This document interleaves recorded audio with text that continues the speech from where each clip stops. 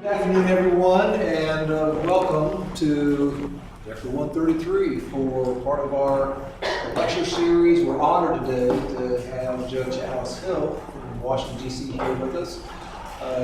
Judge, retired, Hill, has had a long career in public service and in the private sector, and she brings a wealth of information experiences to her. If you think about people, Renaissance people, Alice Hill is truly a Renaissance woman.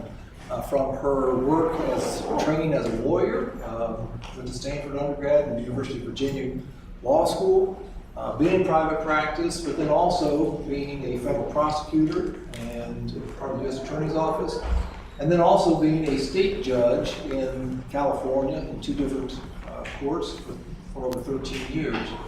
And then going on to other work, which eventually brought her to Washington, D.C., where she was a senior advisor, a counselor to the Secretary of Homeland Security, who she happened to know, to be classmates with, Jen Napolitano. And that's one of her lessons, is it's always be nice to the person next to you, because you never know who that person may become, and they might help you out in your career. But that opened doors in new ways that probably she could not have determined ahead of time to say, this is the course I'm going to take. She served at the National Security Council at the White House for the last several years, both as a senior advisor to the Assistant to the President for Homeland Security and Counterterrorism, and then most recently and most impactfully as a senior director and assistant to the President for resiliency and dealing with climate change. And one of the ways you know in Washington how effective people are the outcomes. What do they generate as opposed to just being busy? Everybody's busy. So one of the ways that you know how effective people are what outcomes result from their work. And one of the things that is most impressive to me and anybody who knows how Washington works are the outcomes that Alice Hill has been able to achieve. And those are in the forms of what are known as presidential memos, presidential decision directives, and executive orders, because those are the things that can order all federal agencies to do things that take into account what that executive order or that presidential directive says. And so Alice Hill has been involved in, the author of, and supported efforts that have resulted in 7 of these executive orders, memoranda, and decision directives that the President has instituted. And so that's a great indicator of success and effectiveness. And so that's one of the things. One of the other areas that she has worked on in her career, and she started efforts at the Department of Homeland Security when we first met when I was at TSA, was on the advocating on behalf of particularly women and children who are victims of human trafficking. And she started several efforts in that regard, including the Blue Campaign, which continues as awareness for everybody who works in the Department of Homeland Security and people who work with them, for more public awareness in terms of look for the signs of human trafficking and what can be done about that. And so in her 13 plus years as a state court judge, she saw all types of things, and so when we get to question and answers, you can ask her about that. She's here today, and it's our honor to welcome her to Anderson University, so please give her a warm Anderson welcome. Thank you. Thanks.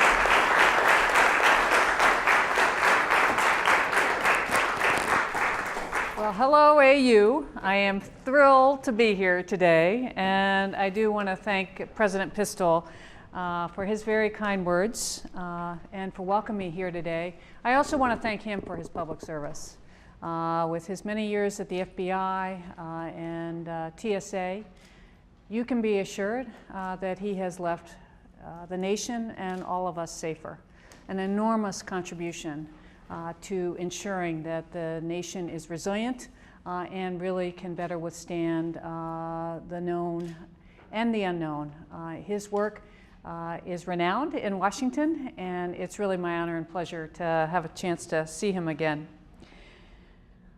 So as was mentioned, I have worked on a number of different topics in my career. Today I want to talk to you about a topic that is deeply concerning to me personally.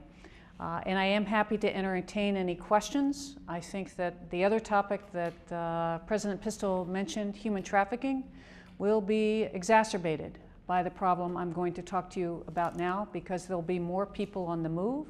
And when people move, there's a greater risk of human trafficking because people are vulnerable and they make choices that may turn out to not be wise choices in terms of their own safety.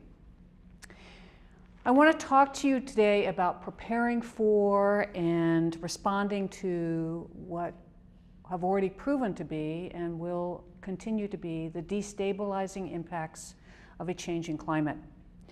Now, when I was in college a lot of years ago, scientists had already come together and said that we are beginning to warm in ways that have not occurred, surely, in several thousand years.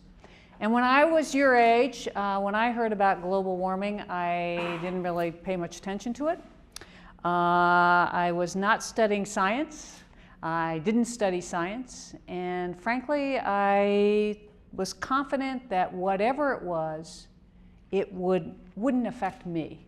It was something far off, in time, and probably would never, I think I assumed it would never impact the United States, and so wouldn't probably impact my life. By the time I went to law school, scientists from around the world had already gathered to say, we have a real risk here. We could face a rise in temperatures really like nothing seen in human history. And by the time I got out of law school and actually started practicing law, the Intergovernmental Panel on Climate Change issued its first report, an international report detailing the effects of a warming climate on the globe.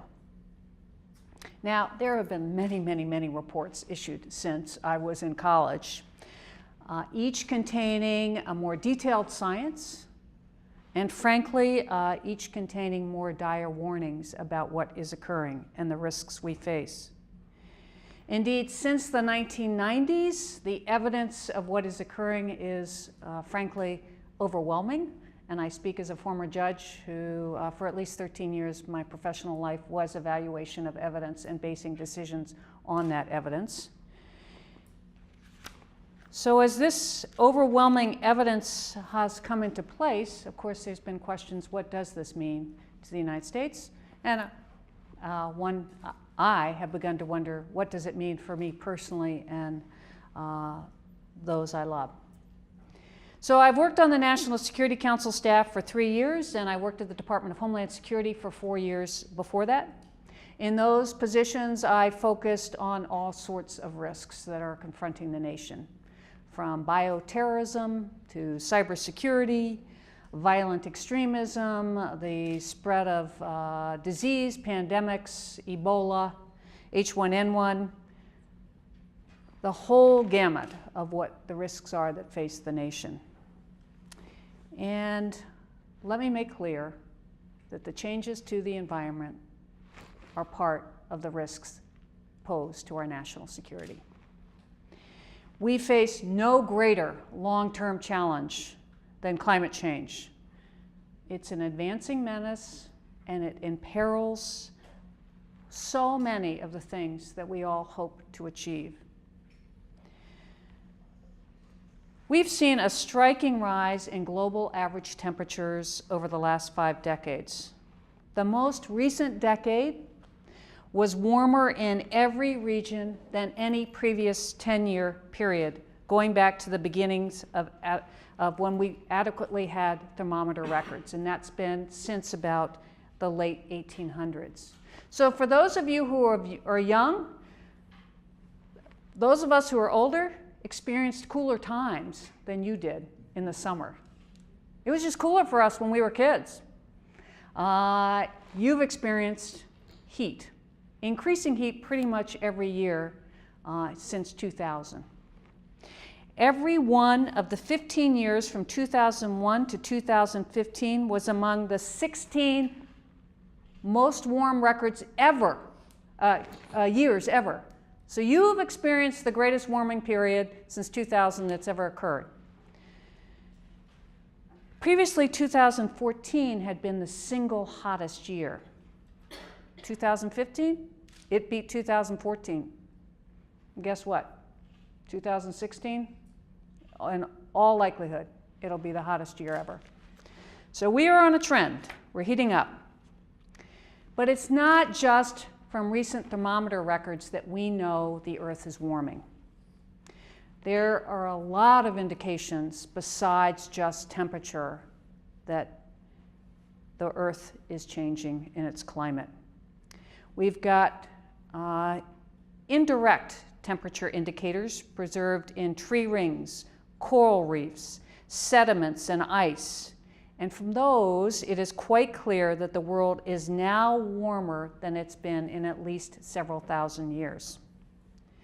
Consistent with this evidence, we're seeing observations all across the globe that reveal changes being brought by warming. Coastal glaciers are retreating. They're just pulling back. They're melting. Mountain glaciers are disappearing. If you've ever seen one of these time-elapsed photographs of glaciers up in the Andes, in the Arctic, and you'll just see they're getting smaller and smaller. In New Zealand, the tundra is thawing, so that frozen land, permafrost, it's thawing. And by the way, when that thaws, it releases more methane gas, which increases the warming that's occurring. So we create a cycle here. We have our Arctic sea ice is shrinking. That's the ice that covers the essentially the North Pole. When it's ice, it's white. It reflects back. So, but when it's open sea, it's essentially black, and that absorbs the heat, which is also making our oceans warmer. And as our oceans warm, they become more acidified. The great ice sheets on Greenland and Antarctica are thinning. We have sea levels rising, and we see species moving northward. And they're moving upwards towards the pole in latitude and upward in altitude. And what are they doing? They're trying to find temperatures that are suited to their way of life. But climate change is not just about average temperatures rising. Along with an increase in the global average temperatures come changes in weather patterns. This means that with higher temperatures, we experience higher averages and higher extremes. It simply stays hotter longer. So I don't know if you've been experienced, but certainly we've had some very long extreme heat episodes. And you may not know, but heat is one of our greatest killers. In 2003, there was a heat wave that killed approximately 70,000 people. In Moscow, in I believe 2010, 11,000 people died from extreme heat. It's just not a good environment for humans. We also see changes in humidity, precipitation, the massive amounts of rain falling at once. You've seen that a lot in Louisiana, Texas, South Carolina. Emergency managers, I've heard them call them rain bombs, because so much rain falls at once in a 24-hour period, a 2-hour period, that we have significant flooding. We've had changes in winds and ocean currents and storminess. So even though, and this was my mistake when I was your age, I heard that it was going to be 2 degrees change. Well, first of all, when people talk about 2 degrees in this world, they're typically not talking about Fahrenheit. They're talking about Celsius, because that's what the scientists use. 2 degrees Celsius is about 3.6 degrees Fahrenheit. So I was already making a common mistake. So when you hear 2 degrees, it's actually closer to 4 degrees from how we measure temperature. And I assumed that because I couldn't tell the difference between 62 and 66 necessarily, or 62 and 64, that really wouldn't matter to my life. Again, I thought this isn't just important to me. But when you start thinking about trees and what they're used to, the length of the winter, it has significant changes to have just a small number of degrees change. And that's what we're seeing, that even with just the 2 degrees Fahrenheit that we have experienced since the last part of the 19th century, we've already seen what that can do. And that is a sign to us, as we continue to warm, what types of impacts we'll see. So we're already seeing, as I said, heat waves. We've already had drought, very extended drought in western United States, a drought of at least over most severe in 1,000 years. We've had torrential downpours and floods, and we've seen the power of strong storms with storms like Hurricane Sandy. We've also seen the spread of disease. And the reason these diseases are more widespread is because if it's, for example, mosquito-borne, mosquitoes range with hotter, humid temperatures, they have a greater range. Tick-borne diseases have a much greater range as a result of a warming earth. And this extra stress on our climate stresses human activity as well. For example, we've got 2 billion people in the world dependent on protein from the oceans. And as those fish move northward, what are those people, the fishermen, going to do as they need to seek food supplies? In 2014, the federal government released a national climate assessment which covered regions across the United States. It included the Midwest region. So it talked about what's going to happen here. Anyone want to tell me what they think is going to happen here as predicted for climate change here in this region? Anyone know? Okay, so this is a national report issued by 300 scientists coming together, and it's issued on a consensus basis. So when you know something is consensus basis in your own life, what does that mean? When people reach consensus? It's usually they're kind of in agreement at the lowest level. So this is, in my opinion, based on what I've learned from scientists, a fairly conservative estimate.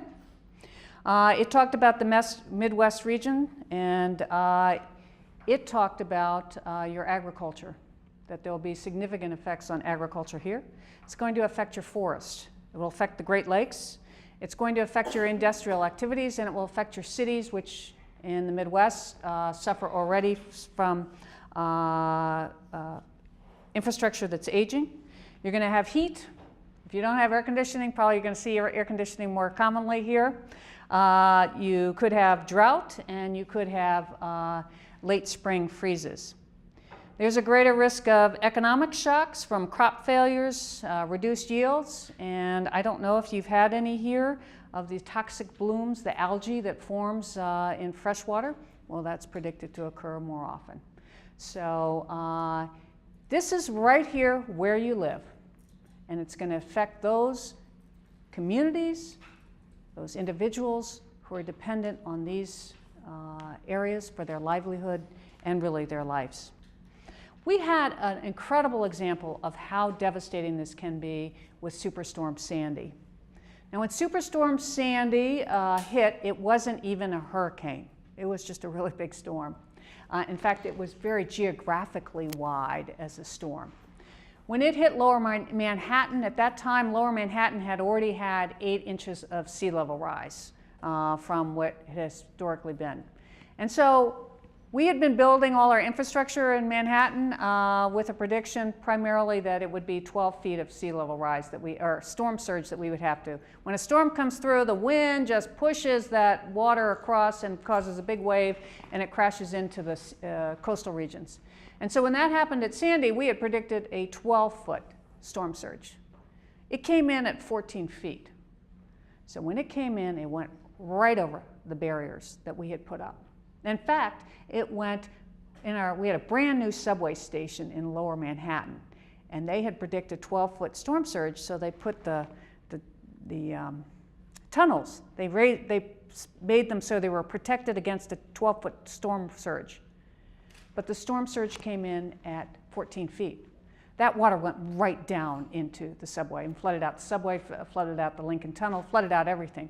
That subway station had been just opened maybe a year earlier at the cost of $500 million, completely flooded out with salt water and highly contaminated water, because also when that storm surge came through, It destroyed an electric substation that basically powered Lower Manhattan. Lower Manhattan went dark. The wastewater treatment plants went dark. Exactly, I'm saying, it was, all of the, a lot of the wastewater spilled right into the rivers and caused major contamination.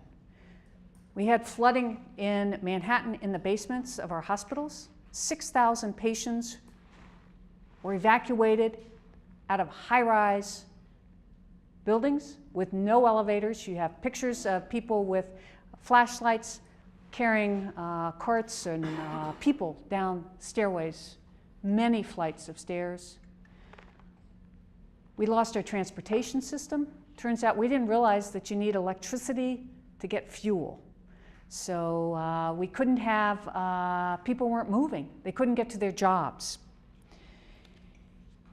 Now, before Sandy made landfall, we had done a lot of preparations. We put sandbags around. In fact, you can see pictures of Lower Manhattan where Goldman Sachs, one of our great investment banks, put 25 feet of sandbags around their headquarters.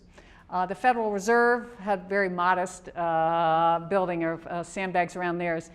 More flooding in the Federal Reserve. And so after the storm happened, we had some buildings that survived quite well and others that didn't. In fact, the Goldman Sachs building, when Manhattan is pitch black, there's a picture of that building, a high-rise, completely lit up. I mean, it just looks beautiful, and it's all black around it.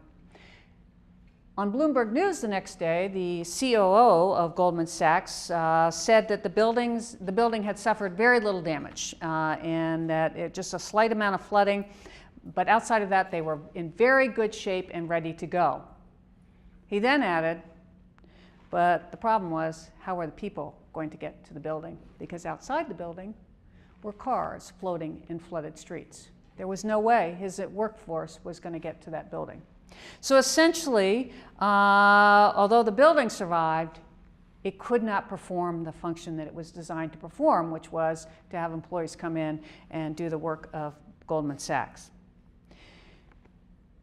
When we have these cascading failures of electricity, transportation, health, it greatly impacts our economic prosperity and our ability to carry on our business. You can expect that with warmer oceans, and the oceans expand as they warm, and higher sea levels, that Manhattan will have this kind of flooding about every 25 years. It cost about $60 billion from the federal government to recover from Sandy. The risks are mounting. The accelerating impacts of climate change mean that we can't just rely on what we've seen in the past to guide us in the future. I'm a history major, and I can tell you that if we rely on what we've historically experienced in terms of weather to make our decisions as to what we build or historically experienced as climate, we will not be in a position to be safe from what these increasing impacts will be. We can't build after a flood to the same low level. We need to build higher because we're going to have more water. We can't build to a wind resistant that might have been safe in the past when we're going to have stronger storms. We need to take into account the warming that is projected to occur and that's already has occurred. The American Society of Engineers, how many of you are studying engineering? Anyone? Okay, no engineers in here. All right. Well, they put their finger on this. They said it recently issued a report about climate change. And engineers, I don't think, are known as a particularly, they're very precise and they rely on the facts. They put out a recent report called Adapting Infrastructure and Civil Engineering Practice to a Changing Climate.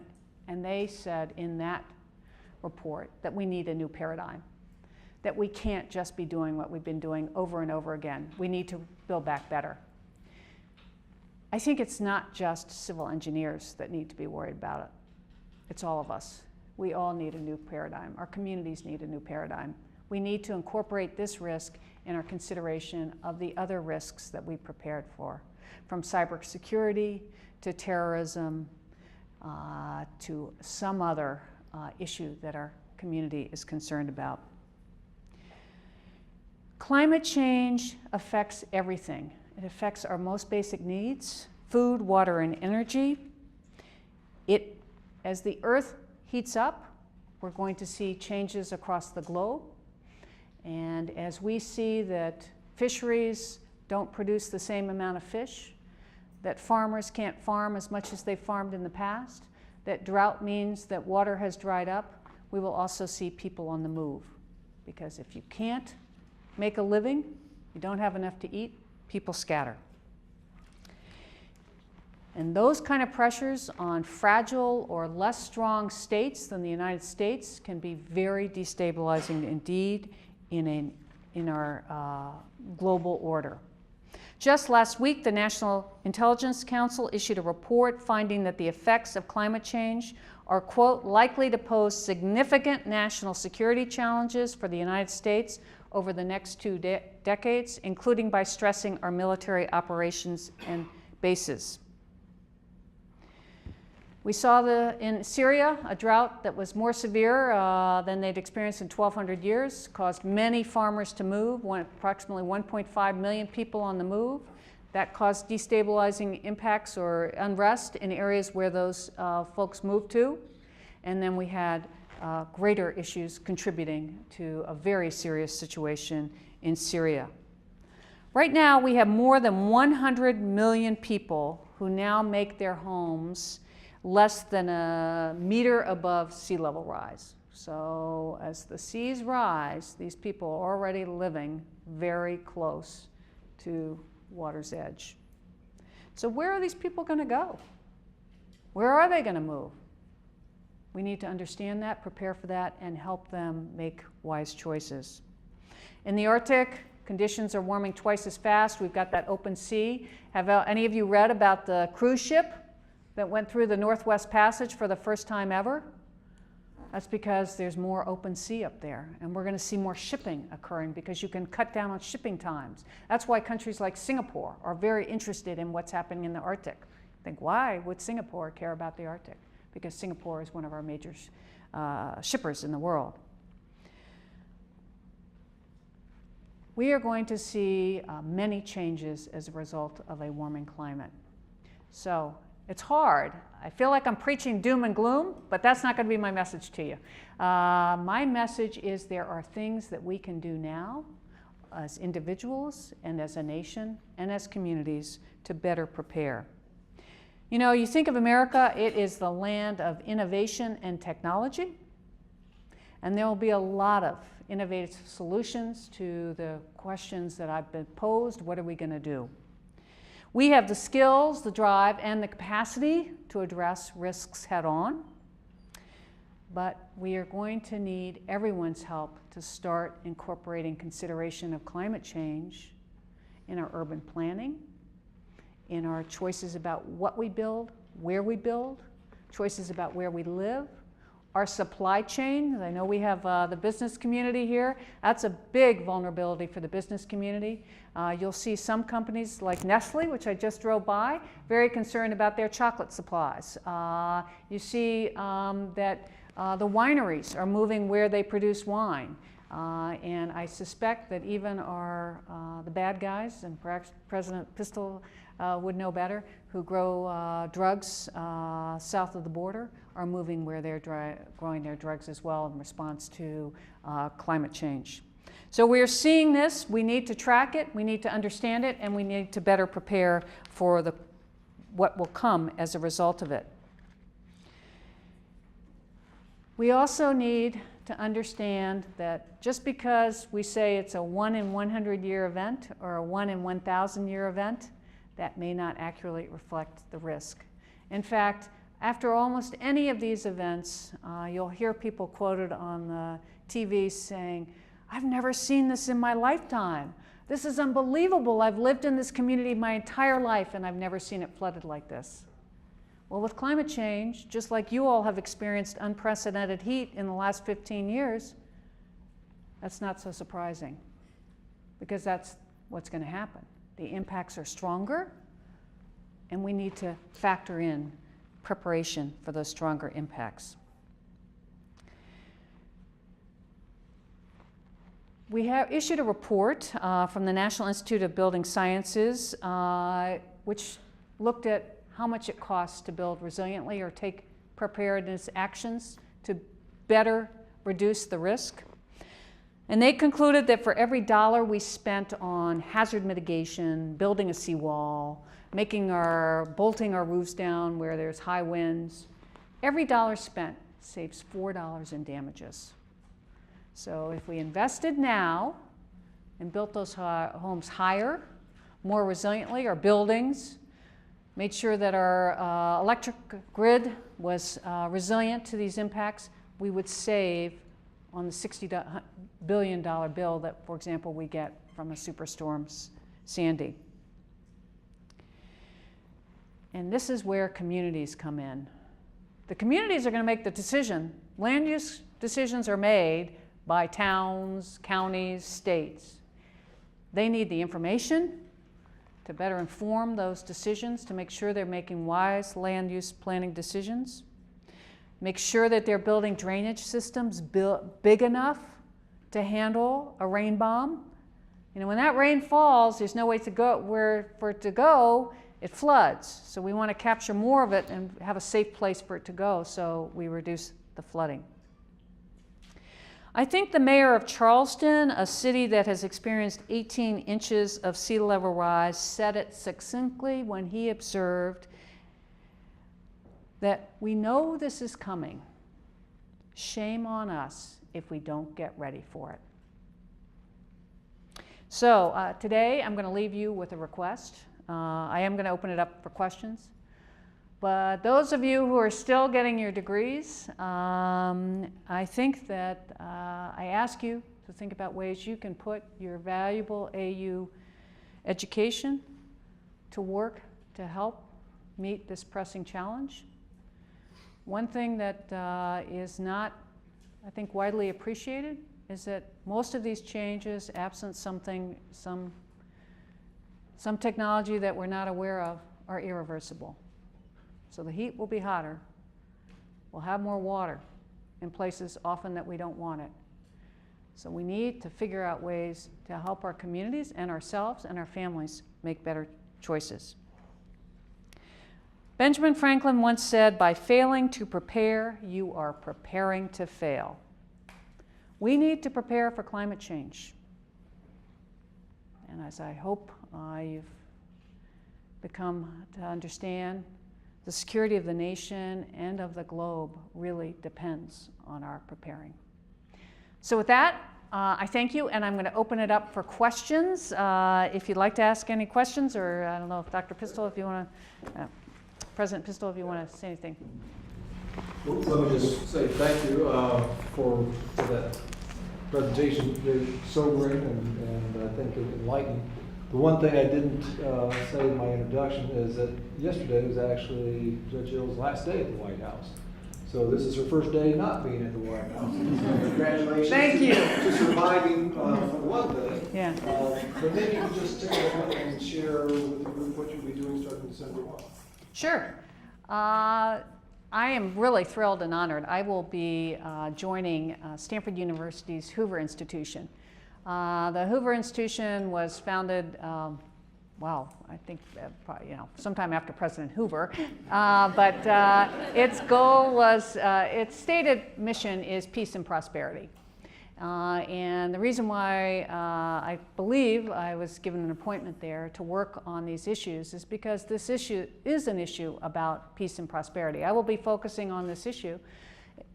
Climate change is going to negatively impact us, the global economy, and probably certainly local economies, and will impact our security and our peace. So I will focus on this, and my personal interest is finding solutions to help communities be better prepared, because that's where the decisions will be made.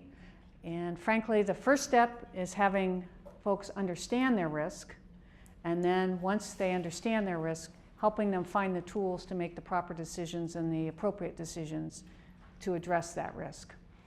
So I'm very excited about this opportunity. It's really an extraordinary change for me, but stay tuned. I'm going to be writing, so I hope that I can cultivate an audience who wants to follow and learn more. It's going to take all of us being involved in this, and unfortunately it's become highly politicized. But I speak as a former judge. I am not a scientist, and I can tell you there's a lot of non-scientists deciding a lot of issues in our courts, but that doesn't stop them from relying on scientific evidence. So I have spent a lot of time. I entered this issue cold. I didn't know a thing about it. I told you how ignorant I was. And I've spent my time educating myself. I had not prejudged it. And I am convinced beyond a reasonable doubt that this is a very serious challenge for all of us. And if by not addressing us, we're setting ourselves up for further suffering is really the bottom line. So that's that. Questions?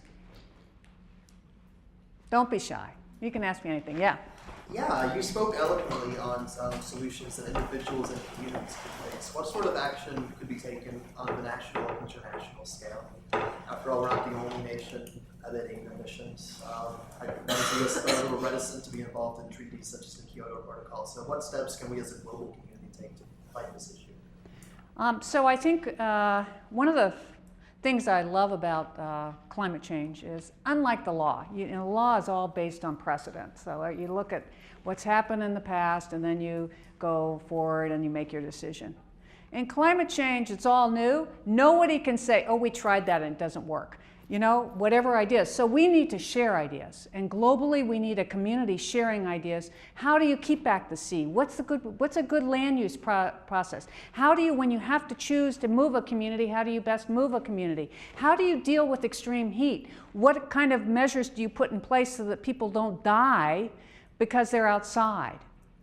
Those kind of things we need to share globally. We have a lot of knowledge, but we need to prepare. And then, of course, we need to take the technology and the innovation that's available and look to those countries that could particularly benefit and see if we can help that. One step the president did take among these executive orders I worked on, first he issued last week, and the reason I stayed, was Presidential Memorandum on National Security and Climate Change. That requires that all of our national security strategies, policies, and plans take into account these impacts of climate change. And by the way, the president signed that, but that was the policy of the federal government and was developed in the interagency. He also has signed an executive order requiring that all our international aid be screened for climate resilience. So let's say we want to build a road somewhere in a foreign country to help that country. That road or that bridge will be built with having been screened for climate resiliency. I think the federal government can incentivize good behavior.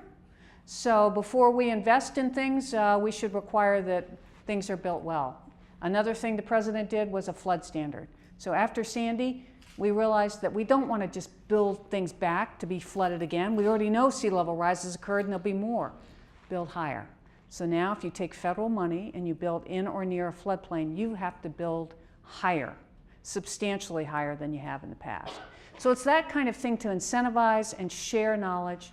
And one role I think the federal government particularly has is that we have huge amounts of data, scientific data, and the president has also made that available through Climate Data Initiative. He's also developed tools for people to use, so to help their decision making. A great example of this data being available is we used to not have very good maps of the Arctic. I went up there with the Coast Guard and talking to the guys flying the planes, and they're like, well, there's some places we just don't really have good charts. You talk to the guys in the boats, and they're like, oh, thinking, wow. But now we just released really good maps, which will significantly improve safety, search and rescue, all sorts of things. That's the kind of thing, if we're organized and thinking ahead, we can also increase our, work towards increasing our ability to predict weather better so that, you're not just 3 days out, you're 2 months out. We did that somewhat with El Nino this year. We predicted a lot more heat and some rains so that we could get that word out for extreme heat this summer. We did experience extreme heat. The team I work on, we did a lot of messaging for local communities with the CDC and others. How do you take care of your population during extreme heat events, because it's a killer? So there's lots of things we can do, but if we don't even engage, it's just like we sit and wait for a really hot summer, and then we look behind us and we realize a lot of people lost their lives because they weren't in cooling centers. That is not being prepared. Yeah. You mentioned $60 billion for Sandy. Katrina was even more, and yet we rebuilt a bathtub with higher walls around New Orleans. Is that a waste of U.S. taxpayer money? Well, I think actually the evidence on Katrina is that we have made it safer in Louisiana. So no, I don't think it's a waste of money. I think the test for us is, do we build back better?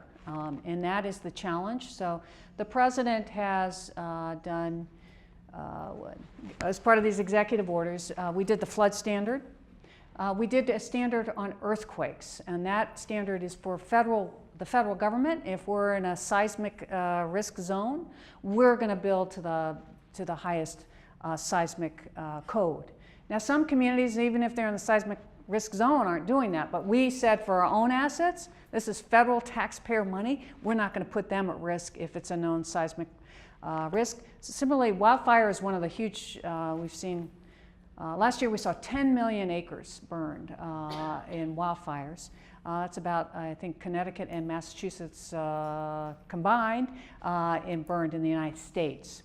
So we have, as part of our land use, we've allowed communities to build right up against forests. I'm sure you've seen these. Everybody, all the retirees, all of us want to live right next or right in the middle of a forest.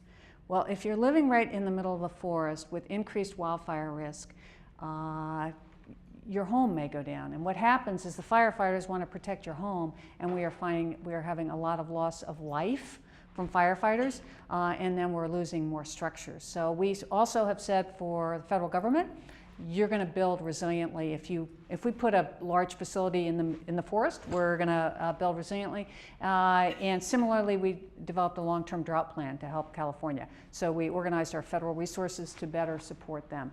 So we're trying to force through leadership. You may not know your building code. There's no federal building code. It's all state and local building codes. So your local community gets to choose to what level you build to, and that's something else. You as a community want to say, well, if you read the National Climate Assessment, you have some big risk for extreme precipitation. Is your local community using the best code for flood? Because if they're not, you're going to have some people who wake up and said, I never knew it would flood here.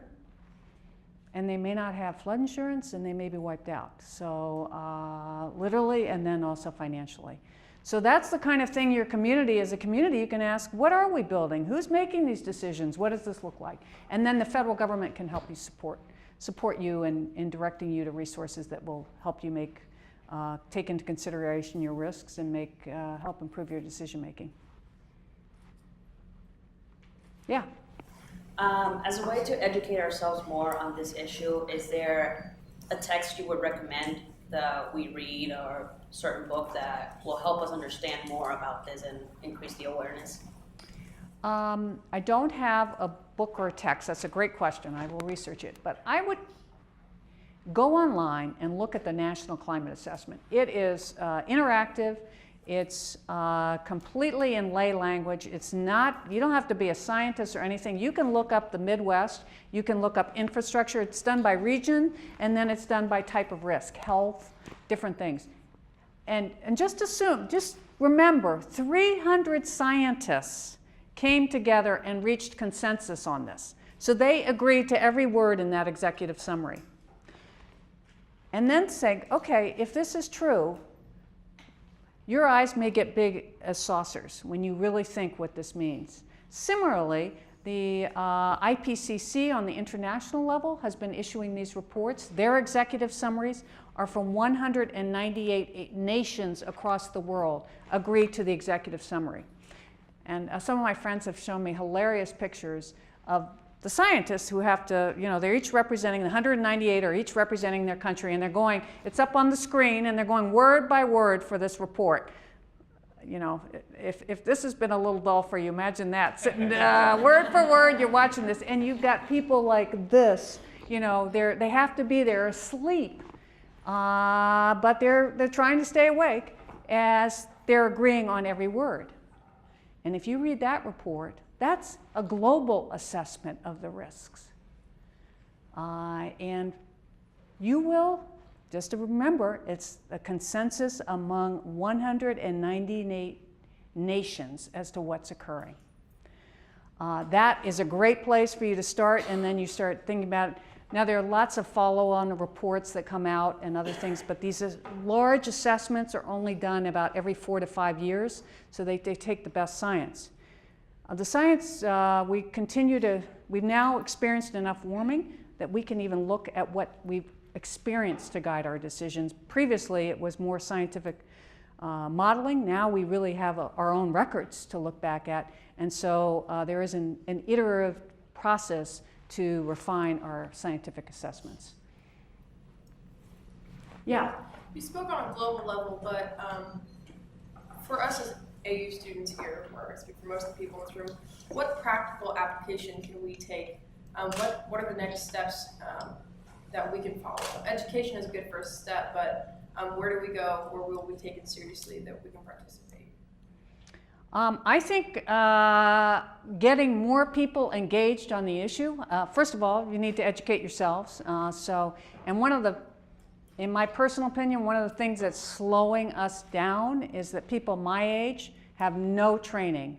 They're like me. They're not scientists. They have no training in this, and so they have no formal education in it. And they are therefore where do they get their news if they have no formal education in this? Where are you all getting your news on this primarily? TV, I don't know, Facebook, whatever. And so that we reflect the political divide that's come on. So first of all is to educate yourself and reading these reports. And then if you believe still that it's a serious problem, I think it's engaging and beginning to talk to groups. I think when you're in your own community, you can begin to ask your community, what's the plan? We have I mentioned this, I met with a woman from Baltimore. Baltimore has its own adaptation plan, and they are looking at all hazards, but they're also looking at climate. Do you have an adaptation plan here? I don't know. So that would be a good question. That's a good place to start. Are we incorporating considerations of climate change in our own decision-making in our own community?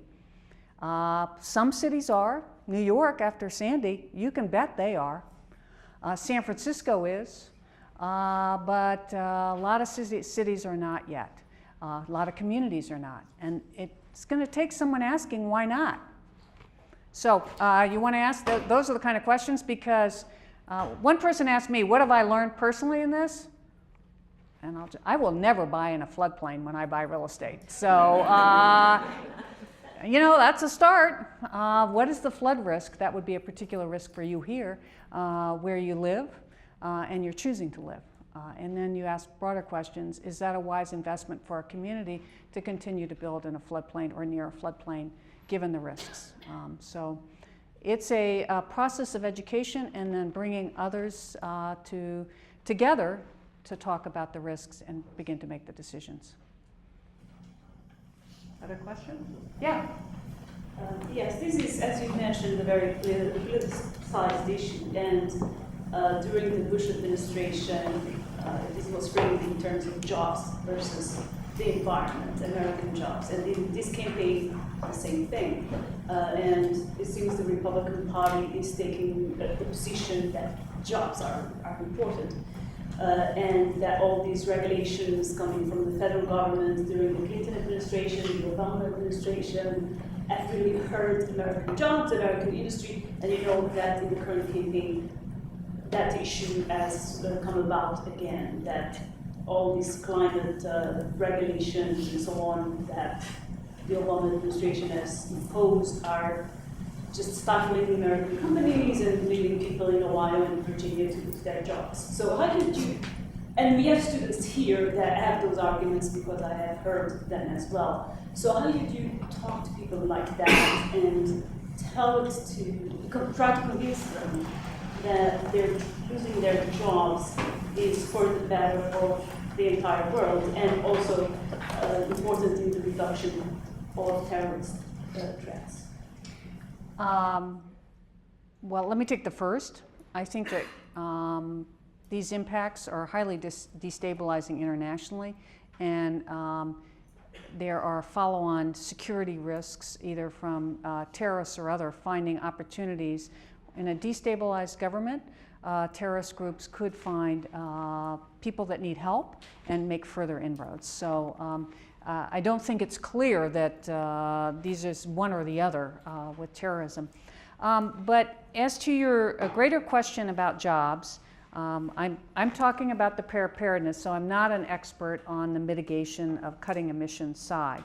But I would just say that this was really brought home to me. I had the great pleasure, and I would highly recommend this if you ever get a chance. I went to New Zealand. It's a fabulous country, absolutely beautiful. Christchurch, though, is a typical place. If you go to South Island, you kind of start your travels there. And Christchurch, you may be aware, suffered some very severe series of earthquakes over about a year period.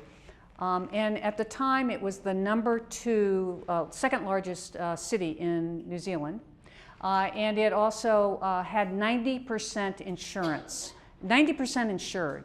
So in California, where we have a high seismic risk, the insurance rate for people is about 14%. So if we have a bad earthquake there, not a lot of insurance for those people to rebuild. So Christchurch had these very devastating earthquakes 5 years ago, or almost 6 years ago. When I visited just last December, still terrible impacts from that. And the economy, it dropped to the third most productive, third largest city. Lots of people left. We saw this after Katrina, people left. The local economy is greatly hurt when these massive impacts occur. Similarly, San Francisco had the 1906 earthquake, devastated San Francisco. Well, LA believes that's why LA took off economically, because all those folks left San Francisco. If the schools don't reopen, if your job isn't there, you're moving, and those local economies. So it's not clear that the job loss is from preparing for impacts, but we do know that when the impacts occur, people move because they're small businesses, and massive small business failures after one of these big events. So preparing so that people can be back up and running quickly, actually, I think ensures the long-term stability of the economy, or better protects it, at least. Yeah. I believe I've heard before that an increase in heat usually tends to lead to an increase in crime. And I know that there's been definitely, I would say, in current years, more of an increase in violent crimes. Do you think climate change will have an impact on the number of crimes?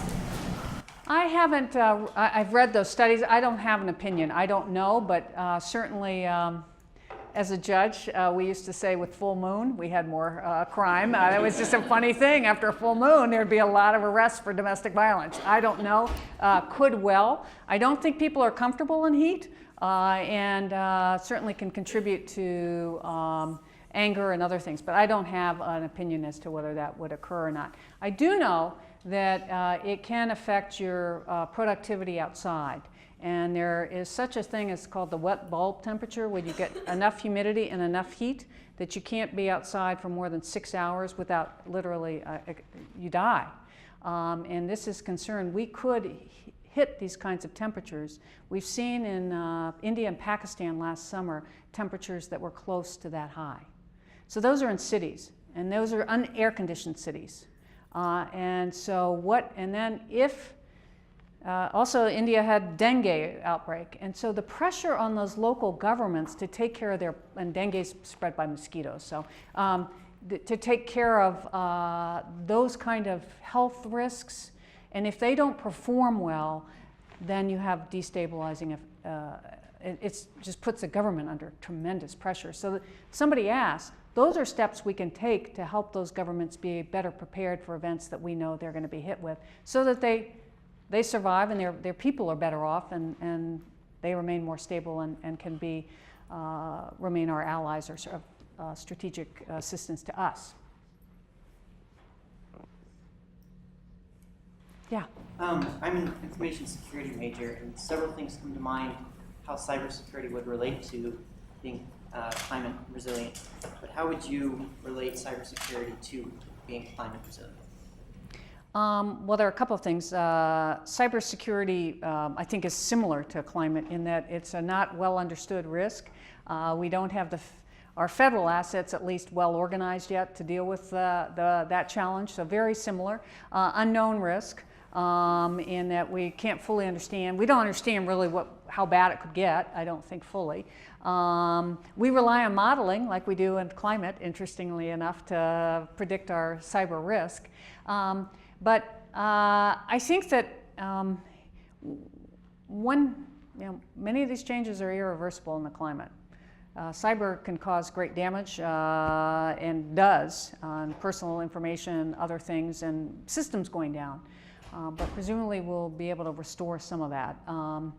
And then I think that they're interconnected in that if you don't have reliable power, and our electric system is greatly affected by climate change, it's hard to have a secure cyber. You can't rely on cyber if you don't have a long-term power supply. So, and we saw that with Katrina. We've seen that with wildfires, transmission lines in Southern California being at great risk.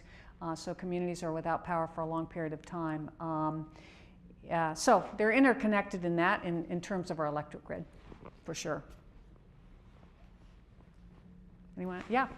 I think I asked a similar question earlier, but I've seen so many different figures and estimations on different environmental sites, like Greenpeace, things like that, on cattle farming specifically, in animal agriculture, and I was just curious if you had an opinion on how impactful the results of growing factory farms and the methane and the waste it produces can be on climate change and warming and just our economy.